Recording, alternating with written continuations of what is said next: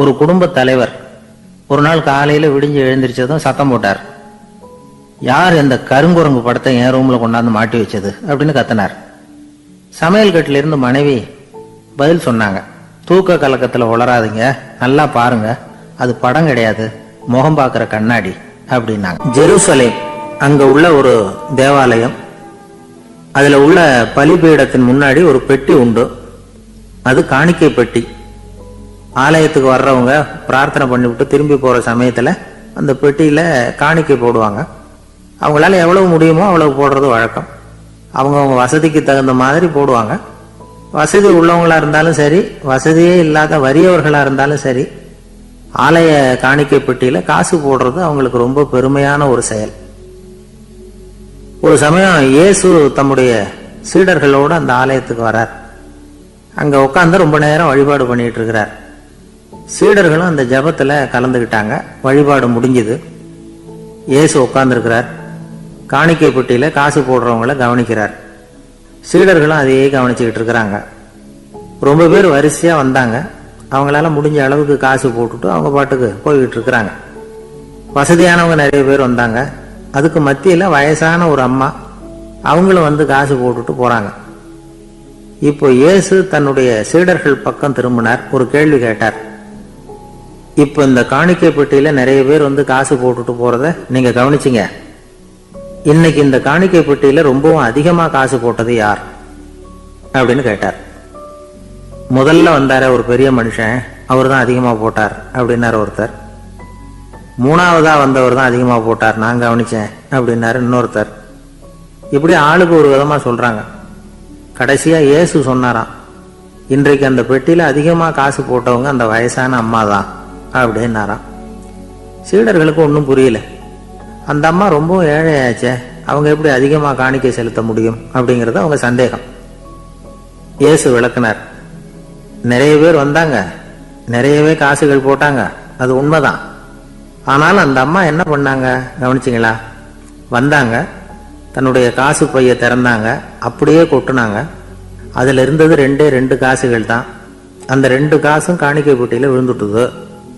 மற்றவங்கெல்லாம் தங்கள்கிட்ட இருந்த செல்வத்தின் ஒரு சிறு பகுதியை எடுத்து பெட்டியில போட்டாங்க. ஆனா இந்த அம்மா தன்கிட்ட என்ன இருந்ததோ அதை அப்படியே போட்டுட்டாங்க. தன்னுடைய பிழைப்புக்காக வச்சிருந்த அவ்வளவையும் இழக்கிறதுக்கு தயாராயிட்டாங்க. அவ்வளவு தாராள மனசு அவங்களுக்கு. அதனால அவங்க செலுத்தின காணிக்கை தான் அளவுல அதிகம் அப்படின்னார். விலை மதிப்பில்லாத முத்து புதையல் ஒருத்தனுக்கு கிடைக்க போகுதுன்னு வச்சுக்கோங்க. அதன் மதிப்பை உணர்ந்தவன் என்ன பண்ணுவான்? அதை அடையறதுக்காக தன்கிட்ட இருக்கிற எதையும் கொடுக்கறதுக்கு தயாரா இருப்பான் இல்லையா? அது மாதிரிதான் இதுவும் அப்படின்னார். உலக மதிப்பீடுகளை துரும்பா தூசியா மதிச்சு அதையெல்லாம் உதறி விடுகிறவன் இறையருள் அப்படிங்கிற இணையில்லாத செல்வத்தை பெறுகிறான் அப்படிங்கிறது இதுல உள்ள கருத்து.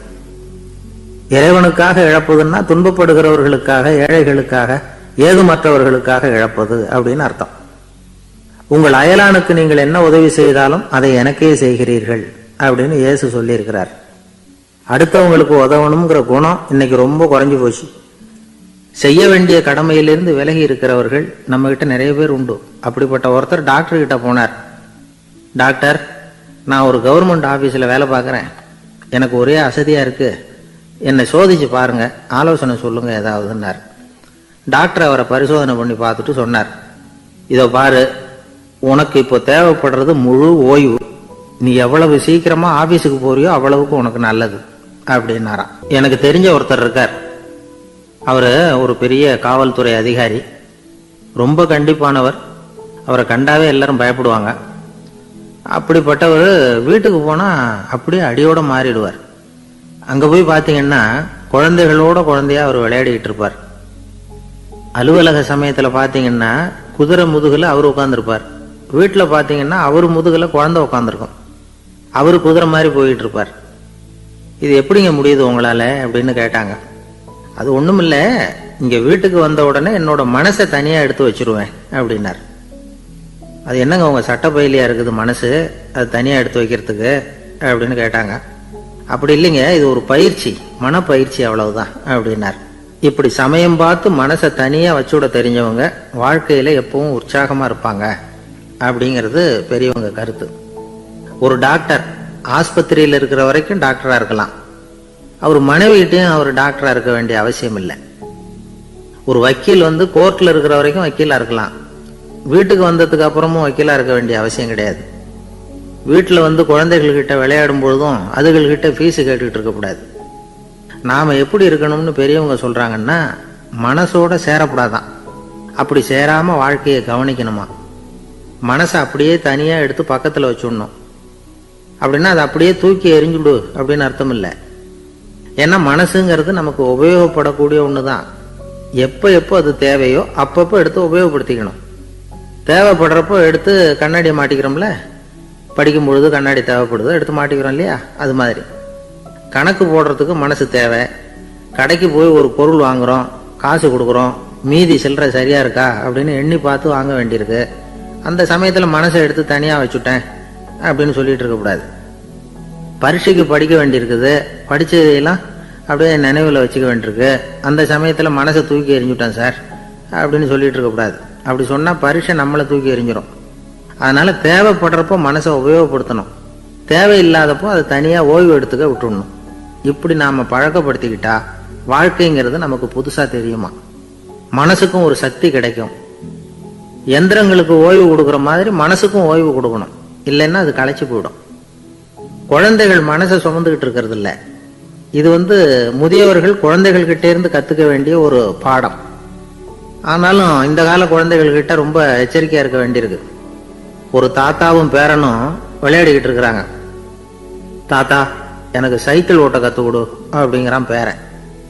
சைக்கிள் உயரம் கூட இல்லை, அதுக்குள்ளே சைக்கிள் ஓட்டணுமா அப்படின்னாரு தாத்தா.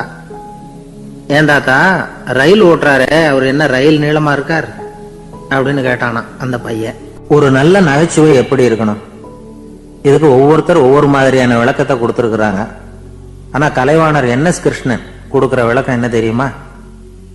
நகைச்சுவைங்கிறது அடுத்தவங்களுக்கு துன்பம் கொடுக்காம இருக்கணும், அடுத்தவங்க மனசை புண்படுத்தக்கூடாது, அதுதான் சிறந்த நகைச்சுவை அப்படிங்கிறார். அதுக்கு அவர் உதாரணமும் கொடுக்கிறார். ஒரு ஏரி ஓரமா 2 பசங்க நடந்து போயிட்டு இருக்கிறாங்க. அதுல ஒருத்தன் பணக்கார வீட்டு பையன், இன்னொருத்தன் ஏழை. இவங்க 2 பேரும் போயிட்டு இருக்கிறாங்க. வழியில ஒரு இடத்துல ஒரு ஜோடி செருப்பு இவங்க கண்ணில் படுது. ஒரு விவசாயி அந்த செருப்பை அங்க விட்டுட்டு பக்கத்துல இருந்த ஏரியில கை காலை கழுவிட்டு இருக்கிறார். உடனே அந்த பணக்கார பையனுக்கு ஒரு ஐடியா. அவன் சொன்னானா, டேய் இப்போ ஒரு வேடிக்கை செய்யலாம், அந்த செருப்பு 2ஐயும் தூக்கி எட்டத்துல வீசி எரிஞ்சிருவோம். அந்த ஆள் பார்த்துட்டு செருப்பை தேடி அல்லாடுவான், அங்கேயும் இங்கேயும் ஓடுவான், திரு திருன்னு முழிப்பான். அதை பார்த்து நாம ரசிக்கலாம், நல்ல தமாஷா இருக்கும் அப்படின்னு இருக்கான். இப்படி சொல்லிவிட்டு அந்த செருப்புகளை தூக்கத்துக்கு போனானா. கொஞ்சம் பொறு அப்படின்னானா அந்த ஏழை பையன். ஏன்னு கேட்டிருக்கான் அவன். இப்போ அந்த ஏழை பையன் சொன்னானா, நீ சொல்றது ஒன்றும் வேடிக்கை கிடையாது, உன்னோட செருப்பு தொலைஞ்சா உன் அப்பா உடனே உனக்கு வேற செருப்பு வாங்கி கொடுத்துருவார். ஆனால் அந்த ஆளுக்கு இந்த செருப்பு தொலைஞ்சதுன்னா வேற புதுசாக வாங்கறதுக்கு வாயையும் வயத்தையும் கட்டி பணத்தை சேர்க்க வேண்டியிருக்கும். அதனால நான் ஒரு வேடிக்கை சொல்கிறேன், அது மாதிரி செய், அது இன்னமும் தமாஷா இருக்கும் அப்படின்னானா. எப்படி அது சொல்லுன்னு இருக்கான் அவன். செருப்பு 2ம் அது இருக்கிற இடத்துலயே இருக்கட்டும், உன் சட்டை பையிலிருந்து ஒரே ஒரு ரூபாய் நாணயத்தை எடு, அதை அந்த செருப்பு மேலே அதோட குதிகால் பகுதியில் வச்சுட்டு நாம 2 பேரும் அந்த மரத்துக்கு பின்னாடி ஓடி போய் மறைஞ்சு நின்றுக்குவோம், அப்புறம் பாரு வேடிக்கைய அப்படின்னா. அதே மாதிரி ₹1 காசு செருப்பு மேலே வச்சுட்டு இவங்க 2 பேரும் மறைஞ்சு நின்றுக்கிட்டாங்க. கொஞ்ச நேரத்தில் அந்த விவசாயி வந்தார். காலில் உள்ள மண்ணை தட்டிவிட்டு செருப்பை மாட்டுறதுக்காக போனார். அங்கிருந்த காசு கண்ணில் போட்டுட்டுது. அவருக்கு ஆச்சரியமா போச்சு. அதை கையில் எடுத்து பார்க்குறார். 4 பக்கமும் திரும்பி திரும்பி பார்க்குறார், யார் இதை வச்சிருப்பான்னு. கடைசியில் ஆகாயத்தை பார்க்குறார். ஆண்டவா, இது உன்னோட கருணை தான், நீ தான் யாரோ புண்ணியவான் மனசுல தர்மம் பண்ற எண்ணத்தை உண்டாக்கி இருக்கிற, அந்த புண்ணியவான் நல்லா இருக்கணும் அப்படின்னு வாழ்த்தி அந்த காசை கண்ணில் ஒத்திக்கிட்டாராம். மறைஞ்சிருந்து பார்த்துக்கிட்டு இருந்த ஏழை பையன் இப்படி சொன்னான், பாத்தியா உன்னை புண்ணியவான்னு வாழ்த்திக்கிட்டு போறார் அந்த ஆள், அவருக்கும் சந்தோஷம், அதை பார்த்து நமக்கும் சந்தோஷம். உனக்கு ₹1 ஒரு பெரிய விஷயம் இல்லை, ஆனா அதனால நமக்கு கிடைச்சிருக்கிற மகிழ்ச்சி ரொம்ப உயர்வானது அப்படின்னு நானா. வேடிக்கையும் கிண்டலும் இது மாதிரி அடுத்தவங்களுக்கு இடைஞ்சலா இல்லாம இருக்கணும் அப்படிங்கிறார் கலைவாணர்.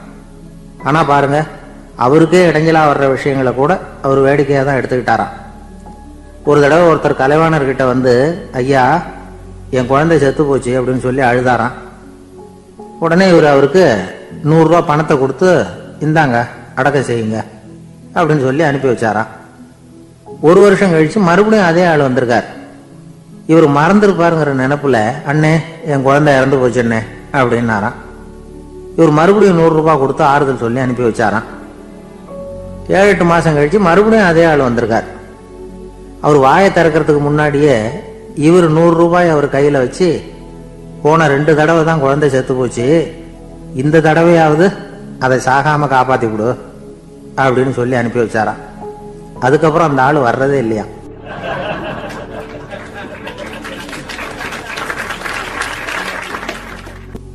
ஒரு நாள் ஒரு நண்பரை சந்திச்சேன். உங்க வீடு எதுன்னு உங்களுக்கு தெரியுமா சார்ன்னு. அவர் என்ன ஒரு மாதிரியா பார்த்தார். அப்புறம் சொன்னார், தெரியும் அப்படின்னாரு. சரி, உங்க தொலைபேசி எண் உங்களுக்கு தெரியுமான்னு. அதுவும் தெரியும்னார். உங்க மனைவி மக்கள் யார் யாருன்னு உங்களுக்கு தெரியுமான்னு கேட்டேன். என்ன ஒரு மாதிரியா பார்த்தார். அப்புறம் சொன்னார், அதுவும் தெரியும் சார் அப்படின்னார். சரி, நீங்க யாருன்னு உங்களுக்கு தெரியுமான்னு கேட்டேன். இப்பதான் அவர் முழிக்க ஆரம்பிச்சார். அவர் மட்டும் அப்படி இல்லை, நாம எல்லாருமே அப்படிதான். எதிரில் நிக்கிறது யாருங்கிறது தெரியும், நாம யாருன்னு நமக்கு தெரியாது. உண்மையிலேயே நாம யார்? இந்த கேள்விக்கான பதில தான் வாழ்க்கை பூரா நாம தேடிட்டு இருக்கிறோம். புத்தர் என்ன சொல்றாரு தெரியுமா? நீங்க கடவுளை பத்தி கவலைப்பட தேவையில்லை, உங்களை பத்தின கவலை உங்களுக்கு இருந்தா போதும் அப்படிங்கிறார். நான் யார், எனக்கு ஏன் இந்த கவலை அப்படின்னு உங்களை நீங்களே கேட்டுக்குங்க அப்படிங்கிறார். நாம ஏன் கடவுளை படைச்சோம்? அது ஒரு நழுவல் முயற்சியா, அதாவது தன்னிடமிருந்து தானே தப்பிக்கிற ஒரு முயற்சியா. இப்படிதான் அதை சொல்றாங்க அறிஞர்கள்லாம்.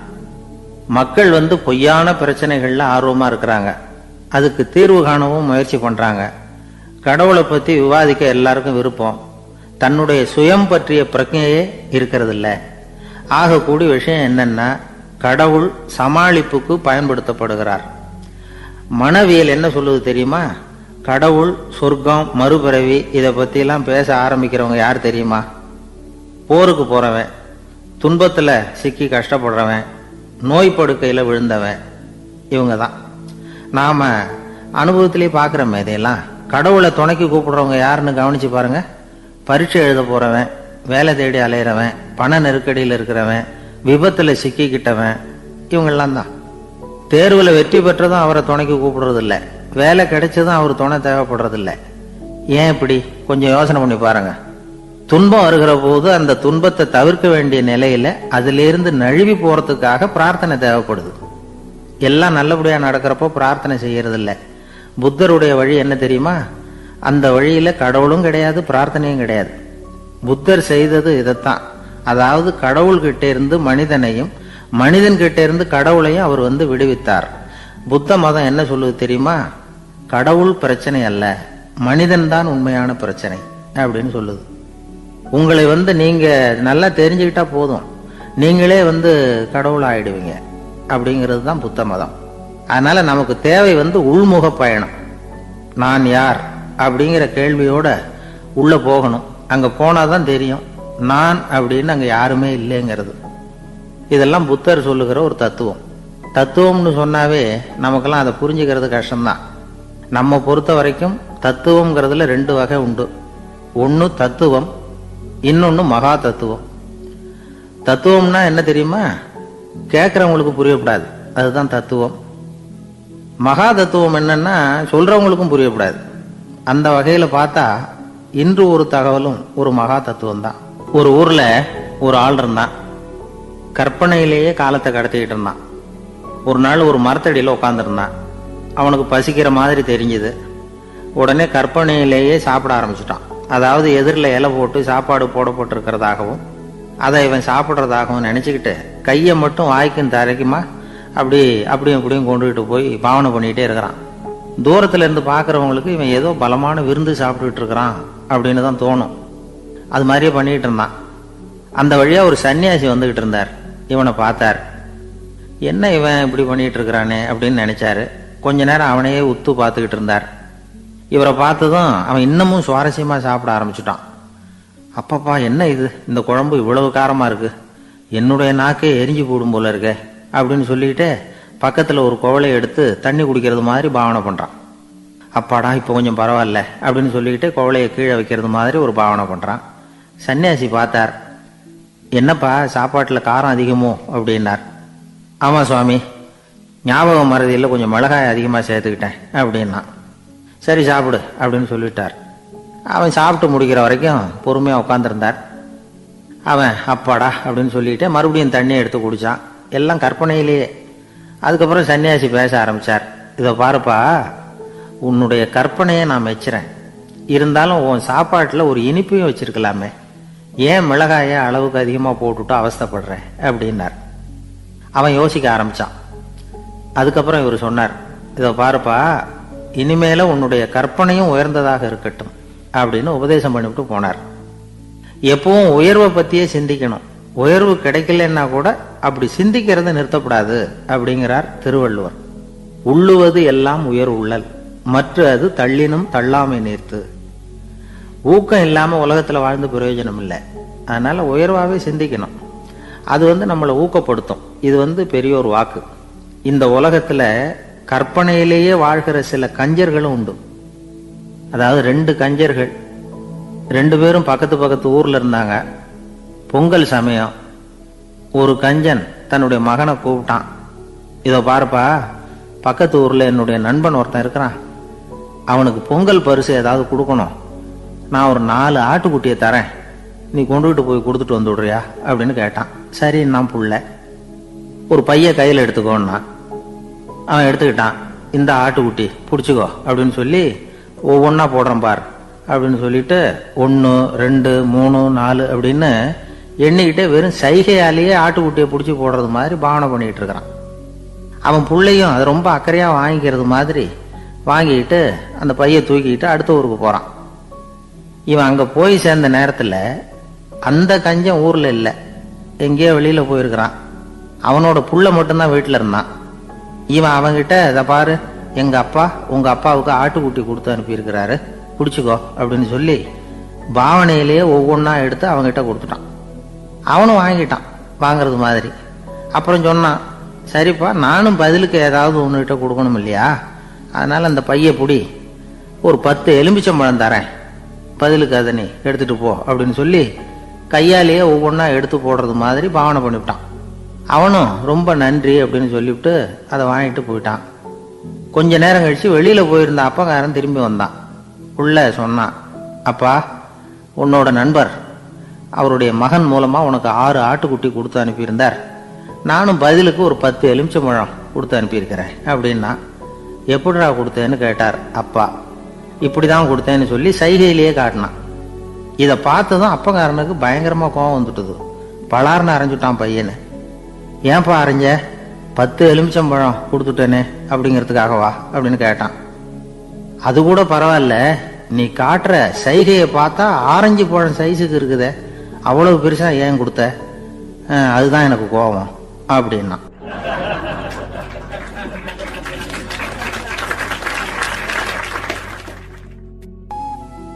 ஒரு ஆள் இருந்தார். அவரு தன்னை ஒரு குருன்னு சொல்லிக்கிட்டார். மௌன குரு, வாயை திறக்கிறது இல்லை. அவருக்கு 2 சீடர்கள் உண்டு. இவங்க தான் வர்றவங்க கிட்ட பேசுவாங்க, விளக்கம் கொடுப்பாங்க. ஒரு நாள் இந்த சீடர்கள் 2 பேரும் எங்கேயோ வெளியில போயிட்டாங்க. அந்த நேரம் பார்த்து ஒருத்தர் அங்க வந்தார். குரு கிட்ட போனார். குருவே, புத்தர்னா என்ன அப்படின்னு கேட்டார். குருவுக்கு ஒன்றும் புரியல. அவர் உண்மையான குருவா இருந்தாவில புரியும். திருன்னு முழிக்க ஆரம்பிச்சார்.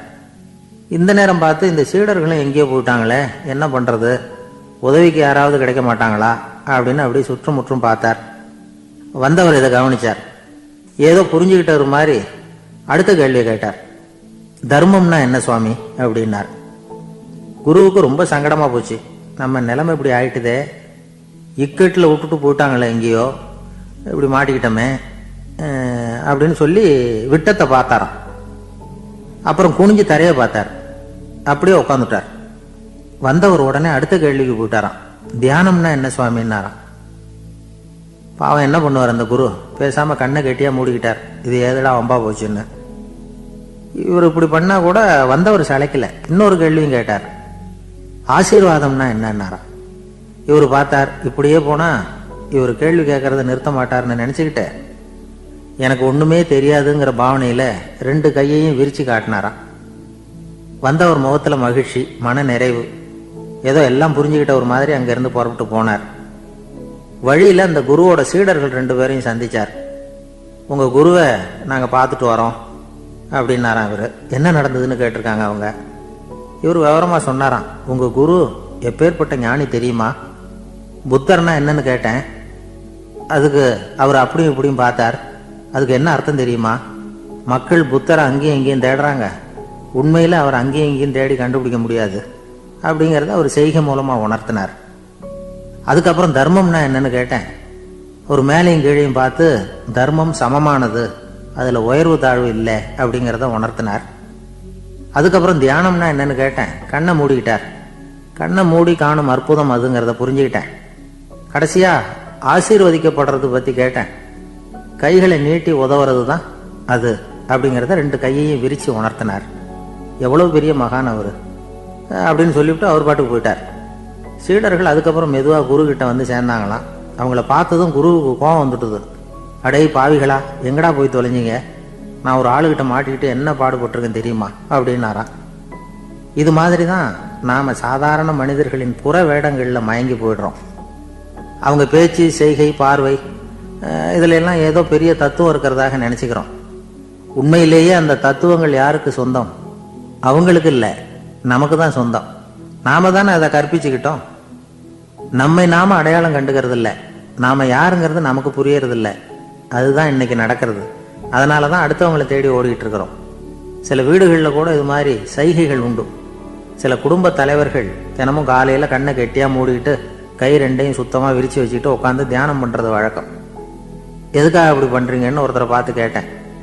இந்த மாதம் வாங்கின சம்பளம் பூரா தீர்ந்து போச்சு, இனிமேல் என் கையில் சுத்தமாக ஒன்றும் இல்லை, புதுசாக எதுவும் செலவு வச்சுடாத அப்படிங்கிறத அப்படி உள்ளங்கை 2யும் விரித்து காட்டி அவங்களுக்கு உணர்த்துறேன், அவ்வளவுதான் அப்படின்னார். ஒரு பெரிய நினைவு மண்டபம். அதுக்கு முன்னாடி ஒரு அப்பாவும் பிள்ளையும் நின்றுக்கிட்டு இருக்கிறாங்க. அந்த வழியாக போகிறவங்க வர்றவங்கெல்லாம் அந்த இடத்துல நின்று அது என்ன மண்டபம் அப்படின்னு விசாரிக்க ஆரம்பித்தாங்க. அந்த அப்பாவும் பிள்ளையும் தான் வர்றவங்களுக்கெல்லாம் விவரம் சொல்லிகிட்டு இருக்கிறாங்க. அதாவது இந்த இடத்துல ஒரு பெரிய மகான் சமாதி ஆயிருக்கார், அவர் சமாதியான இடத்துல இந்த நினைவு மண்டபத்தை கட்டியிருக்கிறோம் அப்படின்னாங்க. ஊரு பூரா இந்த செய்தி பரவிச்சு. நிறைய பேர் அந்த இடத்தை தேடி வர ஆரம்பித்தாங்க. இங்கே வந்து கொஞ்சம் நேரம் உட்காந்துட்டு போனால் மனசுக்கு ஒரு நிம்மதி கிடைக்கிது அப்படின்னாங்க. அங்கே இருந்த உண்டியலில் நிறைய காசு போட்டுட்டு போகிறாங்க. பணம் கிடுகிடுன்னு நிறைய சேர ஆரம்பிச்சுட்டுது. பணம் நிறைய சேர்ந்த உடனே அந்த அப்பாவுக்கும் பிள்ளைக்கும் தகராறு வந்துட்டுது. பணம் சேர்ந்தாலே சொத்து தகராறு வரத்தானே செய்யும், அது மாதிரி வந்துட்டுது. பையன் அடிக்கடி நிறைய பணம் கேட்க ஆரம்பித்தான். அப்பா பார்த்தார், யோசனை பண்ணார், ஒரு முடிவுக்கு வந்தார். ஒரு நாள் பையனை கூப்பிட்டார். இதை பாருப்பா, நமக்குள்ள தகராறு வேணாம். அப்பாவும் பிள்ளையும் இப்படி சண்டை போட்டுக்கிட்டா பார்க்குறவங்க தப்பாக நினைப்பாங்க. அதனால் நமக்குள்ள சமரசமாக இதை தீர்த்துக்குவோம், என்ன சொல்கிற அப்படின்னார் அப்பா. சரின்னு நான் பையன். உடனே அந்த அப்பா என்ன பண்ணார் தெரியுமா? மகன்கிட்ட கொஞ்சம் பணத்தை கொடுத்தார். தன்கிட்ட இருந்த ஒரு கழுதையையும் கொடுத்தார். இதை வச்சு நீ பொழைச்சிக்கோ அப்படின்னு சொல்லி அனுப்பி வச்சுட்டார். மகன் அந்த கழுதையை இழுத்துக்கிட்டு அடுத்த ஊருக்கு போனான். வழியிலேயே அந்த கழுதை செத்து போச்சு. உடனே என்ன பண்ணலாம்னு யோசனை பண்ணான். ஒரு ஐடியா வந்தது. அந்த கழுதையை ஒரு சாலை ஓரமாக புதைச்சான். கையில் இருந்த பணத்தை வச்சு அந்த இடத்துல ஒரு கல் மண்டபம் கட்டினான். அந்த வழியாக 2 பேர் வந்தாங்க. இது என்ன மண்டபம்னு விசாரிச்சாங்க. இந்த இடத்துல ஒரு பெரிய மகான் சமாதி ஆயிருக்கிறார் அப்படின்னா. இந்த செய்தி ஊர் பூரா பரவ ஆரம்பிச்சுட்டுது. நிறைய பேர் வந்து போக ஆரம்பித்தாங்க. இங்கே வந்தால் மனசுக்கு ஒரு பெரிய நிம்மதி கிடைக்குது அப்படின்னு வேற சொல்ல ஆரம்பித்தாங்க. வர வர கூட்டம் அதிகமாக வர ஆரம்பிச்சுட்டுது. உண்டியலில் பணம் நிறைய சேர்ந்துட்டுது. நகையெல்லாம் கூட கழட்டி காணிக்கையாக போட ஆரம்பிச்சுட்டாங்க. அப்பாவை விட மகன் பெரிய ஆளாயிட்டான். இதை கேள்விப்பட்டார் அப்பா. பையனை பார்த்துட்டு வரலாம்னு ஒரு நாள் புறப்பட்டு வந்தார். பையன் ஓஹோன்னு இருக்கிறான். பங்களா, காரு எல்லாம் வந்துட்டுது. எப்படிடா இந்த அளவுக்கு ஆனே அப்படின்னு விசாரிச்சார். அப்பா, எல்லாம் உங்கள் ஆசீர்வாதம் தான்.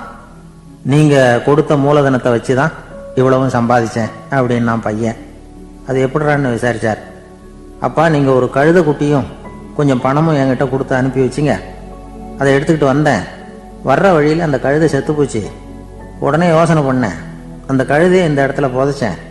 கையில் இருந்த பணத்தை வச்சு மண்டபம் கட்டினேன். மகான் ஒருத்தர் சமாதி ஆயிருக்கார் அப்படின்னு வதந்தியை கிளப்பி விட்டேன். ஜனங்கள்லாம் ஏமாந்து போய் காசை கொண்டாந்து போட ஆரம்பிச்சிட்டாங்க. நான் பொழைச்சிக்கிட்டு இருக்கிறேன் அப்படின்னா, இப்போதான்டா நீ என் புள்ள அப்படின்னு சொல்லி சந்தோஷப்பட்டாரான் அந்த அப்பா. ஏன் அப்படி சொல்கிறீங்கன்னு கேட்டிருக்கான் பையன். கழுத குட்டியை புதைச்சி மண்டபம் கட்டியிருக்கிற நீ, ஏற்கனவே நம்ம ஊரில் நாம் கட்டியிருக்கிறோமே மண்டபம், அது இந்த கழுதையோட அம்மாவை புதைச்ச இடம். மகான் சமாதி ஆயிருக்காருன்னு நானும் சும்மா கப்ஸா தான் விட்டுக்கிட்டு இருக்கேன் அப்படின்னாரான் அப்பா. முட்டாள் ஜனங்களை நினைச்சு அந்த 2 பேரும் சத்தம் போட்டு சிரிச்சாங்களாம். மனுஷன் ஏமாத்துறது ரொம்ப சுலபம். என் கூட படிச்ச ஒருத்தன் திடீர்னு ஒரு நாள் எல்லாருக்கும் அருள் வாக்கு சொல்ல ஆரம்பிச்சுட்டான். அவன் ஒரு ஆபீஸ்லயும் வேலை பார்க்கறான். ஆபீஸில் உள்ளவங்கெல்லாம் அவங்ககிட்ட வந்து அருள் வாக்கு கேட்கறது வழக்கம். ஒரு நாள் நான் அவன் முன்னாடி போய் உட்காந்து பேசிக்கிட்டு இருந்தேன். அப்போ அதே ஆபீஸில் வேலை பார்க்குற ஒருத்தர் அவங்ககிட்ட வந்து, சுவாமி, என் மேஜையில் வச்சிருந்த பேனா திடீர்னு காணாமல் போட்டுது, அது திரும்ப கிடைக்குமா எனக்கு அப்படின்னு கேட்டார். இவன் கண்ணை உருட்டி பார்த்துட்டு, அது உனக்கு கிடைக்காது, புதுசாக வேற ஒன்று வாங்கிக்கப்போ அப்படின்னா. சரின்னு அவர் போயிட்டார். அவர் போனதுக்கப்புறம் நான் மெதுவாக இவனை பார்த்து, அது எப்படிறாது, அது உனக்கு கிடைக்காதுன்னு அவ்வளோ உறுதியாக அவர்கிட்ட சொன்னேன் அப்படின்னு கேட்டேன். இவன் மெதுவாக என் காதுகிட்ட வந்து, அந்த பேனாவை கிளப்புனதே நான் தான் அப்படிங்கிறான். இங்கே இருக்கிற எல்லோருக்கும் வணக்கம். நான் வந்து அதிகமாக இந்தியாவை விட்டு வெளிநாடு எதையும் இதுவரை பார்க்காதவன். இப்பொழுதுதான் சமீபத்தில் தான் முதல் தடவையாக உங்கள் ஊருக்கு வந்திருந்தேன், சில காலங்களுக்கு முன்னால். இப்பொழுது 2வது தடவையாக இங்கே வர்றேன். இது ரொம்ப மகிழ்ச்சிகரமான ஒரு நாள். மகிழ்ச்சிகரமான சூழ்நிலையில் உங்களை எல்லாம் சந்திக்கிறதுல எனக்கு ரொம்ப மகிழ்ச்சி. ஏன்னா தேசிய தின மகிழ்ச்சி கொண்டாட்டத்திலே நீங்கள் எல்லாம் கலந்து கொண்டிருக்கிறீர்கள். நேற்று நானும் அந்த தொலைக்காட்சியிலே அந்த அணிவகுப்பு எல்லாத்தையும் பார்த்தேன். எந்த அளவுக்கு ஒற்றுமையாக செயல்பட்டால் எதையும் வெல்லலாம் அப்படிங்கிறதுக்கு ஒரு உதாரணமாக இந்த நாட்டில் இருக்கிற நீங்கள் எல்லாம் உழைத்து கொண்டிருக்கிறீர்கள். அது எனக்கு ரொம்ப மகிழ்ச்சி. இப்படி ஒற்றுமையாக இருந்தால் எவ்வளோ பெரிய வியாதியை கூட விரட்டி போடலாம் அப்படிங்கிறது மாதிரி நிரூபித்திருக்கிறீர்கள். அதனால் உங்களெல்லாம் சந்திக்கிறதுல எனக்கு ரொம்ப மகிழ்ச்சி. எனக்கு இது மாதிரி இவ்வளவு பெரிய கூட்டத்தில் என்னோட வந்திருக்கிற பெரியவர்கள் பேசி பழக்கம். நான் வந்து அதிகமான கூட்டத்தில் பேசி பழக்கம் இல்லை. ஆனால் ரேடியோவில் ஒரு 20-25 வருஷம் பேசியிருக்கிறேன். அதனால் வந்து எனக்கு எதிரில் கூட்டமே இல்லாமல் பேசி தான் பழக்கம். அது வெறும் மைக்கு மட்டும் இருக்கணும், எதிரில் யாரும் இருக்கக்கூடாது. அப்படியே ரேடியோவில் பேசி பழக்கப்பட்டதுனால ஒரு பெரிய பிரம்மாண்டமான கூட்டத்தை பார்த்தது எனக்கே ஒரு மாதிரியாக இருக்கும். அதனால் கூட்டம் இல்லாமல் எனக்கு இப்போ கூட நீங்கள் எல்லோரும் எழுந்திரிச்சு வெளியில் போயிட்டால் ரொம்ப நல்லா பேசுவேன். நீங்கள் வெளியில் இருந்துட்டு கேட்கணும், ஏன்னா அப்படியே பழகி போச்சு. இருந்தாலும் இதில் எனக்கு என்னென்னா, இப்போ தமிழ்நாட்டில் நான் பலதரப்பட்ட கூட்டத்தில் பேசி சமீப காலத்தில் பேசியிருக்கிறேன். இந்த எல்கேஜி யூகேஜி படிக்கிற குழந்தைகள் முன்னாடி என்ன பேச சொல்லுவாங்க, எல்கேஜி யூகேஜி அந்த குழந்தைகள். அப்போ நான் எப்போ முடிக்கணுங்கிறது எனக்கு தெரியும். ஏன்னா அதுக்கு ஒரு அறிகுறி. அந்த குழந்தை என்ன பண்ணணும்னா, மொதல் வரிசையில் இருக்கிறது அப்படி தரையை கீறும். கேச்சுன்னா அது போதும் அப்படின்னு அதுக்கு முடிச்சுக்கோன்னு அர்த்தம். அதை பார்த்து தான் நான் முடிச்சுக்கிறது வழக்கம். கொஞ்சம் பெரிய ஹைஸ்கூல்னால் யாராவது பசங்க 2-3 பேர் கொட்டாய் விடுவாங்க, அதை பார்த்து அதை முடிச்சுக்கிறது வழக்கம். கல்லூரின்னா விசில் அடிப்பாங்க யாராவது 1-2 பேர். இப்படி எனக்கு பலதரப்பட்ட எப்போ முடிக்கணுங்கிறதுக்கு அப்படிலாம் அறிகுறி உண்டு. எனக்கு ரொம்ப பிடிச்சது என்னென்னா, இந்த முதியோர் இல்லங்கள் இருக்குது பாருங்கள். முதியோர் இல்லம், பென்ஷனர் அசோசியேஷன்லாம் இருக்குது தமிழ்நாட்டில். எல்லாம் 60-70 வயசுக்கு மேற்பட்டவர்கள். அவங்க கூட்டத்தில் பேசுகிறது தான் எனக்கு ரொம்ப பிடிக்கும். ஏன்னா நான் பாட்டுக்கு பேசிக்கிட்டே இருப்பேன், அவங்களும் அசையாமல் கேட்டுக்கிட்டு இருப்பாங்க. அதுக்கு என்ன காரணம்னா, காது கேட்காது. அது எனக்கு அப்புறம்தான் தெரியும். பேசி முடிச்சுட்டு இறங்கி போனால் அந்த மொதல் பெஞ்சில் உட்காந்துருக்கிற ஒரு நாற்காலில், என்ன சார் முடிச்சிட்டிங்க போல் இருக்கு அப்படிம்பார். எப்படி சார் கண்டுபிடிச்சிங்க? அதான் இறங்கி வந்தீங்கல்ல அப்படிம்பார். அதனால் அது மாதிரி கூட்டத்தில் ஒன்றும் எனக்கு வந்து சுத்தமாக யாரும் இருக்கக்கூடாது எதிரில். இல்லைன்னா அந்த முதியோர் இல்லம் மாதிரி அப்படி காது கேட்காதவங்களாம் உட்காந்துருக்கணும். இங்கே அப்படி இல்லை, எல்லாம் ரொம்ப விழிப்போடு இருக்குங்க, காதை திறந்து வச்சுக்கிட்டு. அது மாதிரி என்ன போன்ற ஆட்களுக்கு கொஞ்சம் இது பேசுகிறதும் என்ன, சில பேருக்கு என்னென்னா பேச்சு மைக்கை பார்த்ததும் எனக்கு எப்போ நேரங்காலம் தெரியாது, முடிக்கிறதுக்கு தெரியாது. அப்படியும் உண்டு பேச்சாளர்கள் பல ரகம். நான் கூட இப்போ ஒரு ஏற்பாடு பண்ணியிருக்கிறேன். என்னுடைய நண்பர் சுபாஷ்னு ஒருத்தர் வந்திருக்கார். அவர்கிட்ட சொல்லியிருக்கேன், நான் எப்போ முடிக்கணும்னு தோணுதோ அப்போ லேசாக தலையை சொறி நான் முடிச்சுக்கிறேன். என்ன கடிகாரமும் கிடையாது, ஒன்றும் கிடையாது. நான் எப்போ ஆரம்பிக்கிறேன் எப்போ முடிக்கிறேன்னு தெரியாதுன்னு சொன்னேன். இதே மாதிரி கும்பகோணத்தில் சமீபத்தில் ஒரு கூட்டத்துக்கு போகும்பொழுது அந்த ஏற்பாட்டாளரை உட்கார வச்சு, நீ முடிக்கணும்னு தோன்றப்ப தலையை சொரியா நான் புரிஞ்சுக்கிறேன்னு சொல்லிவிட்டு, பெரியோர்களே தாய்மார்களேன்னதும் உடனே தலையை சொரிஞ்சாங்க. என்னையா அது உள்ளேன்னா, இல்லை இது தலை அரிக்குது அதனால் சொல்லிடுறேன், நீ அது வேறு மாதிரியாக சொல்லுவேன்னு சொன்னார். அப்படி ஒருத்தர் ஏற்பாடு பண்ணி உட்கார வச்சுருக்கேன் எதிரில். அவர் இன்னும் தலைக்கு கையை கொண்டு போகல. முதல் வரிசையில் உட்கார வச்சுருக்கிறேன். ஏன்னா இந்த பேசுகிறவங்களுக்கு அந்த கூட்டம் பார்த்துட்டா முடிக்கிறது எப்போ முடிக்கிறது என்ன எதுன்னு தெரியாது. அது ஒரு பேச்சாளர் அவர் பாட்டு பேசிகிட்டே இருந்தாராம். ரொம்ப நேரம் பேசிகிட்டு இருந்திருக்கார்.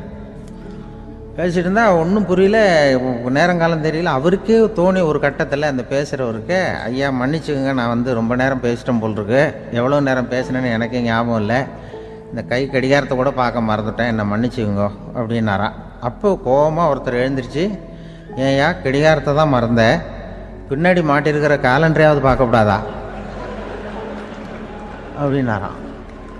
அப்போ தான் தெரியுது அவன் வாரக்கணக்கில் பேசிக்கிட்டு இருந்திருக்கான். போன வெள்ளிக்கிழமை ஆரம்பித்து இந்த சனிக்கிழமை முடிக்கிறது மாதிரி அப்படி ஆகிடும். ஏன்னா கடிகாரமும் கிடையாது. அது மாதிரி பேசுகிற பேச்சு ஆனால் பேசுனா என்ன சொல்லுவாங்கன்னா, எந்த பேச்சை கேட்டாலும் ஒரு தன்னம்பிக்கை வரணுமா கேட்குறவங்களுக்கு, அதுதான் நல்ல பேச்சு அப்படின்னு சொல்லுவாங்க. கேட்குறவங்களுக்கு ஒரு தன்னம்பிக்கை, வாழ்க்கையில் ஒரு பிடிப்பு வரணும், தன்னம்பிக்கை வரணும். அப்படிப்பட்ட எண்ணத்தில் தான் அவங்கெல்லாம் நல்ல கருத்துக்களை சொல்ல வந்திருக்கிறாங்க. அது என்னென்னா, ஒரு ஒரு ஒரு ஒரு இளைஞன் எங்கெங்கேயோ வேலை தேடி இருக்கான், வேலையே கிடைக்கல. உடனே ஒரு தண்டவாளத்தில் போய் தற்கொலை பண்ணி ஒன்று தண்டவாளத்தில் தலையை வச்சு படுத்துட்டானான். யாரும் வேலை கொடுக்கல, தண்டவாளத்தில் போய் தற்கொலை பண்ணி எடுத்து படுத்துருக்கான். அப்போ ரெண்டு பக்கமும் திரும்பி பார்க்குறான், ரயிலே வரல. என்ன தற்கொலை பண்ணால் கூட ரயில் வர மாட்டேங்குது அப்படின்னு சொல்லிட்டு பார்த்துருக்கேன். அப்போ யாரோ ஒருத்தர் பேசிகிட்டு இருக்கார், ஒரு திடலில் கூட்டம், பெரியவர் பேசிகிட்டு இருக்கார். நம்ம அந்த பெரியவர் போய் கொஞ்ச நேரம் அந்த கூட்டத்தையாவது கேட்டுட்டு வருவோம், நீ ரயில் வர்ற பாட்டை காணும், அப்புறம் தலையை வச்சு படுத்துக்குவோம் அப்படி நேராக அந்த கூட்டத்துக்கு போனால் ஒரு திடலில் ஒரு பெரிய மனுஷன் பேசிகிட்டு இருக்கார். தன்னம்பிக்கை, வாழ்க்கையில் இளைஞர்கள் ரொம்ப தன்னம்பிக்கையோடு இருக்கணும் அப்படி இப்படின்னு பேசிகிட்டு இருக்கார். இவன் போய் உட்காந்து கேட்டான். இந்த இளைஞன் 1 மணி நேரம் கேட்டான். 2000 பேர் உட்காந்து கேட்டுக்கிட்டு இருந்தாங்க. உடனே கூட்டம் முடிஞ்சுது, கூட்டம்லாம் கலைஞ்சி போச்சு. அந்த பெரியவர் பேசிக்கிட்டு இருந்தார், அவரை போய் இவன் சந்தித்தான். இளைஞன், ஐயா நான் தற்கொலை பண்ணிக்கணுங்கிற எண்ணத்தோடு வந்தேன், தண்டவாளத்தில் தலையை வச்சு படுத்தேன், ரயில் வரல, அந்த நேரம் உங்கள் பேச்சு குரல் தான் கேட்டுது, நான் உங்கள் பேச்சை கேட்டேன், 1 மணி நேரம் கேட்டேன், கேட்டு முடித்ததுக்கப்புறம் என்னுடைய எண்ணத்தை நான் மாற்றிக்கிட்டேன், நான் இனிமேல் தற்கொலை பண்ணிக்க மாட்டேன் அப்படின்னா. அவர் பேச்சாளருக்கு ரொம்ப பெருமை, இதுதான் ஒரு பேச்சுக்கு அடையாளம், இப்படி தான் இருக்கணும். சரி, அந்த முடிவுக்கு எப்படி நீ வந்தேன்னு கேட்டார். இப்போ உங்கள் பேச்சை இந்த கூட்டத்தில் எவ்வளோ பேர் கேட்டுக்கிட்டு இருந்தாங்க சார் அப்படின்னு கேட்டான். ஒரு 2000 பேர் இருக்கும்பா அப்படின்னார் அவர். அப்போ அந்த இளைஞன் சொன்னானா, ஒரு 2000 பேரை ஒரே நேரத்தில் சாகடிக்கிற நீ உயிரோடு இருக்கிறப்போ நான் எதுக்கு சார் சாகணும், நான் இது வரைக்கும் யாருக்கும் எந்த கெடுதலும் பண்ணலை, நான் இனிமேல் சாக மாட்டேன் சார்ட்டு போயிட்டானா. அப்படி கேட்குறவங்களுக்கு ஒரு தன்னம்பிக்கை வரணும். அது எப்படியோ வந்தால் போகிறோம். இப்போ எங்கள் பேச்சை கேட்டுவிட்டோம், அந்த ரகத்தில் வந்தாலும் சரிதான், வாழ்க்கையில் ஒரு பிடிப்பு வரணும். அப்படிங்கிறது தான் ஒரு சிறந்த பேச்சுக்கு அடையாளம்னு சொல்லுவாங்க. அப்படி அது பண்ணுறது. இதில் என்னென்னா, இந்த மனிதனுக்கு அந்த சிரிப்பு இருக்குது பாருங்கள், அதை பற்றி சொல்லுவாங்க. நகைச்சுவை, குடும்பத்தில் நகைச்சுவை உணர்வு இருந்ததுன்னா குழப்பமே வராதுன்னு சொல்லுவாங்க. பேச்சாளர்கள் என்னென்னா, சில பேர் தெளிவாக, அதாவது தெளிவாக பேசி குழப்புறவங்க இருக்கிறாங்க, குழப்பமாக பேசி தெளிவுபடுத்துகிறவங்க இருக்கிறாங்க. அப்படிப்பட்ட பேச்செல்லாம் உண்டு. குழப்பமாக பேசி தெளிவுபடுத்துறது யாருன்னா சித்தர்கள். நம்ம பழைய சித்தர் பாட்டெல்லாம் பார்த்திங்கன்னா படிக்கிறதுக்கு குழப்பமாக இருக்கும், ஆனால் அது கருத்து தெளிவாக இருக்கும். அதுதான் குழப்பமாக பேசி தெளிவுபடுத்துகிறவரெல்லாம் பழைய நம்ம சித்தர்கள். தெளிவாக பேசி குழப்புறவங்க இருக்கிறாங்க சில பேச்சாளர்கள். பேச்சாளருக்கா ஒருத்தன் ஆடு மேய்ச்சிக்கிட்டு இருந்தானா, ஒரு ஆடு மேய்ச்சிக்கிட்டு இருந்திருக்கிறான் ஒரு திடலில். அந்த ஆடு மேய்க்கிற அந்த ஆள் ரொம்ப தெளிவாக பேசணும்னு நினைக்கிறவன். அவர்கிட்ட போய் கேட்டிருக்கான், அந்த ஆள்கிட்ட போய் ஒருத்தன் கேட்டான், மந்தையில் எத்தனை ஆடுப்பா இருக்கு அப்படின்னா. அப்போ அவன் சொன்னான், நான் ஆடு மேய்க்கிறேன் சார், எதையும் தெளிவாக கேட்கணும், நீ கருப்பாட்டை கேட்குறியா வெள்ளாட்டை கேட்குறியா அப்படின்ட்டுருக்கான். கருப்பாடு அது ஒரு 50 இருக்குது அப்படின்னா, சரி வெள்ளாடு எத்தனை இருக்குது அப்படின்னா அதுவும் 50 தான் இருக்குது அப்படின்ட்டுருக்கான். இன்னும் ரெண்டும் ஒரே ஆன்சர் தானே சொல்கிறான் அப்படின்னு சொல்லி, சரி இந்த ஆடெல்லாம் எவ்வளவு புல் சாப்பிடும் ஒரு நாளைக்கு? சார் மறுபடியும் தெளிவாக கேளுங்க, கருப்பாடா வெள்ளாடா? கருப்பாடு அப்படின்னா 10 கிலோ சாப்பிடும். சரி வெள்ளாடு அதுவும் 10 கிலோ சாப்பிடும். ரெண்டுக்கும் அதே தான் சொல்கிறான். சரிப்பா இது எல்லாம் எவ்வளவு பால் கறக்கும் இந்த ஆடெல்லாம்? சார் திருப்பி சொல்ல தெளிவாக கேளுங்க, கருப்பாடா வெள்ளாடான்னா? கருப்பாடு தென்னை 5 லிட்டர் கறக்கும், வெள்ளாடு அது 5 லிட்டர் தான் கறக்கும். அப்புறம் இப்படியே இவன் தெளிவாக பேசி இவன் என்ன சொல்லிட்டு வரான்னு தெரியல. ரெண்டும் ஒரே ஆன்சர் தான், அப்புறம் எதுக்கு பிரித்து பேசுகிறேன், ரெண்டும் ஒன்று தாடா சொல்கிறேன்னு இருக்காரு. அப்படி இது ஆரம்பத்திலே கேட்டால் சொல்லிட்டு போகிறேன். ஏன்னா ஏன் அப்படி தெளிவாக பிரித்து கேட்குறேன்னா, அந்த கருப்பாடெல்லாம் எதிர்த்த வீட்டுக்காரனுக்கு சொந்தம் அப்படின்னா, சரி வெள்ளாடு அதுவும் எதிர்த்த வீட்டுக்காரனுக்கு தான் சொந்தம் அப்படின்னா, இப்போ என்ன பேச நான் தெளிவாக பேசி குழப்பிக்கிட்டு இருக்கான்னு அர்த்தம். இப்போ எதுக்கு இந்த அறிகுறியை சொல்கிறேன்னா, நான் பேசுகிறது கூட அப்படி தான் இருக்கும். ஏன்னா குழப்பமாக பேசி தெளிவுபடுத்துகிறவர்கள் பின்னாடி வராங்க, அவங்க கொஞ்சம் அவங்க. அதனால் நம்மளால் முடிஞ்ச வரைக்கும் கொஞ்சம் தெளிவாக பேசி உங்களை குழப்பி வச்சோம்னா அவங்க பின்னாடி பார்த்துக்குவாங்க. அதுதான்.